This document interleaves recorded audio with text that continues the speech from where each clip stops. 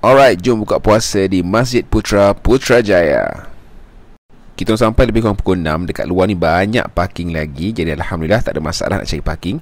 Katanya dekat underground ada parking, tapi saya tak sure dekat mana. Ruang makanan diasingkan, lelaki di sebelah kanan masjid, perempuan di sebelah kiri.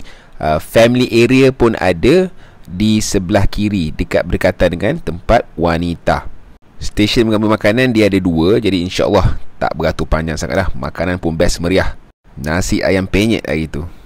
Ni pula ruang makanan keluarga. Tempat pun Alhamdulillah tak crowded sangat. View dia subhanallah memang best gila. Makanan pun Alhamdulillah sangat-sangat meriah.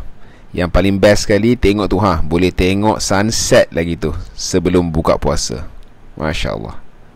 Ni dari dekat nak buka puasa. Ni ruang keluarga. Ruang kosong memang masih banyak lagi. Tarawih dekat sini 20 rakaat, tapi kita buat 8 rakaat, habis lebih kurang 9.35 macam tu. Ruang solat luas dan sangat sejuk.